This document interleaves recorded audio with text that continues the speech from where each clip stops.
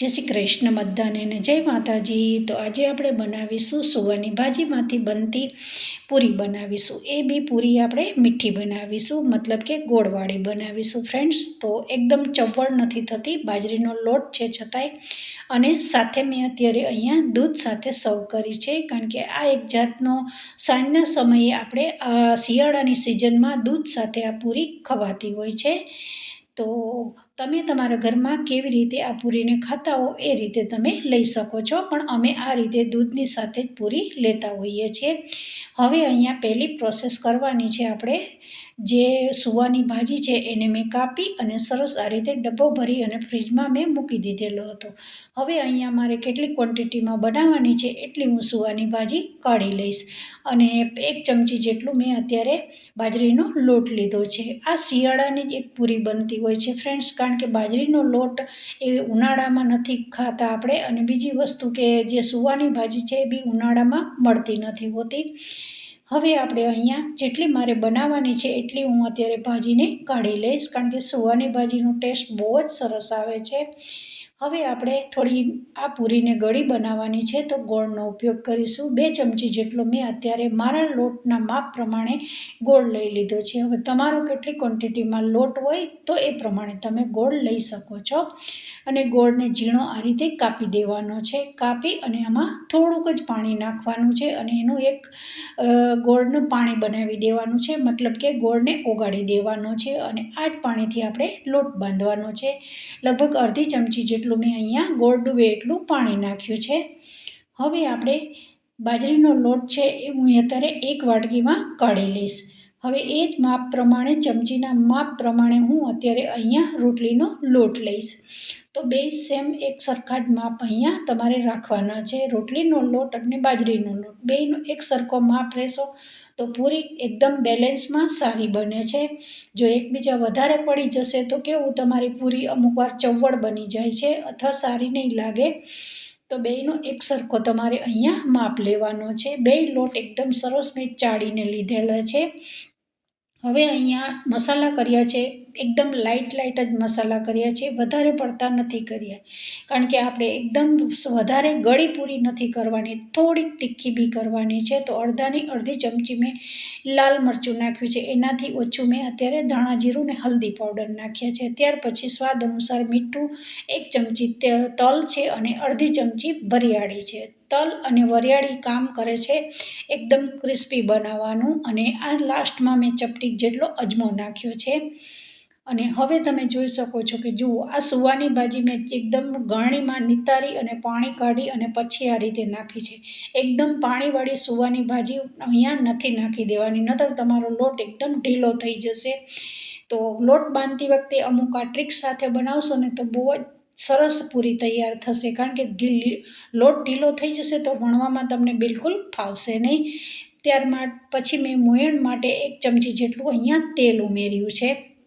હવે આ બધી વસ્તુ ઉમેર્યા પછી આપણે સરસ એને મિક્સ કરી દેવાનું છે. મતલબ કે લોટ એકદમ બેય લોટમાં આ રીતે જે મસાલા કર્યા છે અને ભાજી છે એને એક કણ લોટમાં આ રીતે મિક્સ થઈ જવા જોઈએ. જો આ રીતે મેં સરસ હાથથી જેવી રીતે આપણે રોટલો બનાવતા હોય અને લોટને આ રીતે મસળતા હોય એ રીતે મેં મસાલાની જોડે જે બધા મસાલા કર્યા છે, ભાજી છે, એને લોટની જોડે આ રીતે મિક્સ કરી દેવાનું છે. મિક્સ થઈ ગયા પછી હવે આપણે અહીંયા જે ગોળનું પાણી છે એનાથી હવે આપણે લોટ બાંધવાનો છે. જુઓ, મેં અત્યારે થોડુંક જ પાણી અત્યારે ગોળનું બનાવ્યું છે, પણ નોર્મલ પાણી આ જ ગોળના પાણીમાં તમે નાખી અને જરૂર પડે તો તમારે આ રીતે લોટ બાંધવાનો છે. પણ પહેલેથી જ વધારે ગોળનું પાણી બનાવવાનું નથી અને પહેલેથી વધારે પાણી ઉમેરવાનું નથી. અને અત્યારે હવે જુઓ, આ પાણી મારું બધું પતી ગયું છે. ત્યાર પછી હવે હું નોર્મલ પાણી થોડું લઈશ. તો આ રીતે બનાવશો તો વધારે તમારે પાણી ઢોળી બી નહીં નાખવું પડે, અને એક રેસીપી છે એ પરફેક્ટ માપ સાથે તૈયાર થશે. ફરી મેં નોર્મલ પાણી લીધું છે, 1 ચમચી લીધું છે. હવે અત્યારે ગોળના પાણીની અંદર જ આ રીતે થોડું નાખી અને આપણે લોટ બાંધવાનો છે. અહીંયા બાજરીનો લોટ છે એટલે તમારે ખાસ એ વાતનું ધ્યાન રાખવાનું છે કે લોટ તમારો ઢીલો ન થઈ જવો જોઈએ. જો ઢીલો થઈ જશે તો તમે વણશો ત્યારે બિલકુલ તમને ફાવશે નહીં. તો જુઓ, હવે આ રીતે હું થોડું થોડું જ પાણી નાખી અને એકદમ સરસ કઠણ લોટ બાંધી દેવાનો છે. મતલબ કે એટલો બધો બી કઠણ નહીં કે તમે વણી ના શકો. નોર્મલ આપણે જે ભાખરીનો લોટ બાંધતા હોય એ ટાઈપનો અહીંયા લોટને રાખવાનો છે. આ રીતે હાથથી મસળી અને સરસ બાજરીનો લોટ છે એટલે ફાટી તો જશે જ કિનારીઓ, પણ કિનારો ફાટી જાય એનાથી આપણને કોઈ મતલબ નથી.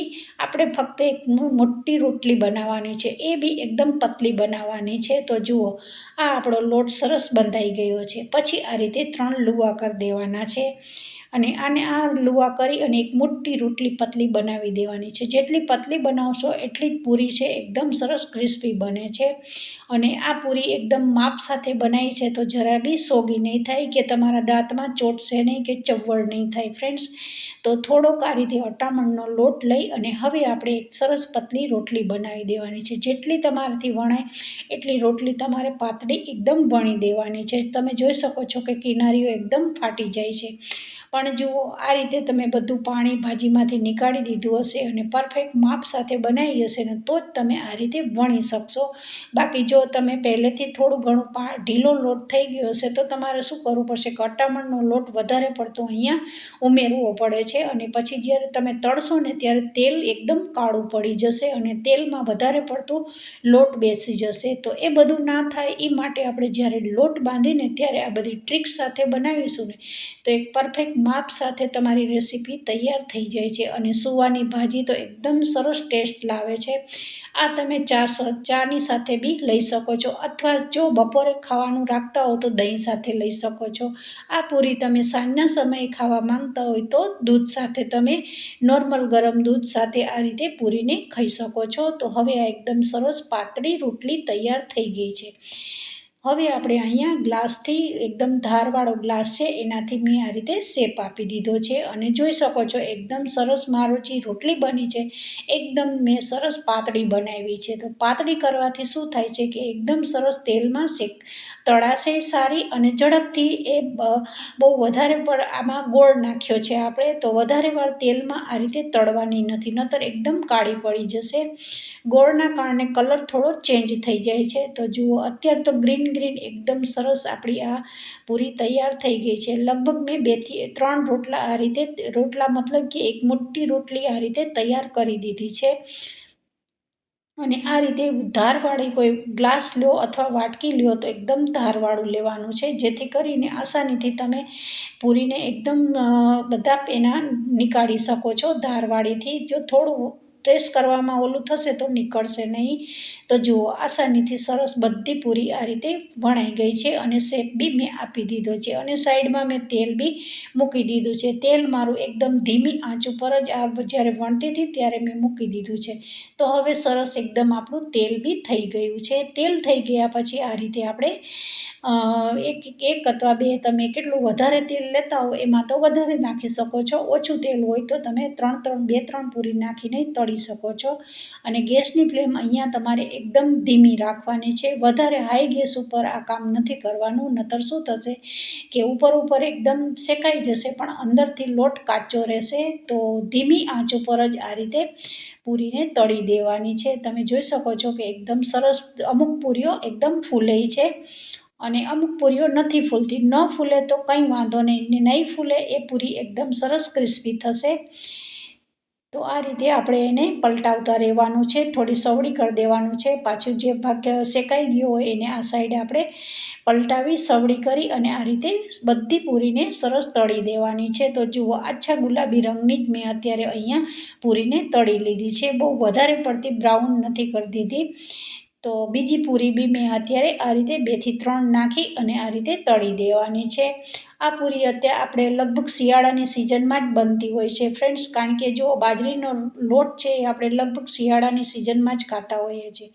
બીજી વસ્તુ કે ભાજી છે એ બી શિયાળામાં જ આવતી હોય છે. તો બસ આ અને એ વધારે પડતી સાંજના સમયે જ આ પૂરીને ખવાતી હોય છે.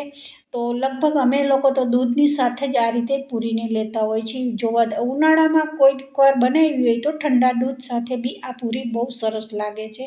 પણ તમારા ઘરમાં ચોઈસ પ્રમાણે તમે જે રીતે ખાતા હો એ રીતે તમે ખાઈ શકો છો. તો આ આજની આપણી રેસીપી સરસ તૈયાર થઈ ગઈ છે, કારણ કે ભાજીમાંથી તો અનેક રેસીપીઓ તૈયાર થતી હોય છે. તો જરૂરથી આ રેસીપીને ટ્રાય કરજો અને ટ્રાય કર્યા પછી કેવી લાગી એ જરૂરથી કમેન્ટ કરીને જણાવજો. તો હવે આપણે આને આ રીતે બધી પૂરીઓને સરસ આછા ગુલાબી રંગની તળી દેવાની છે. લગભગ અત્યારે મેં 2 પૂરી નાખી છે અને 2 ચમચી કમ્પ્લીટ માપ એક સરખો લોટ રાખી અને લગભગ 20થી 25 પૂરી આ રીતે તૈયાર થઈ જાય છે.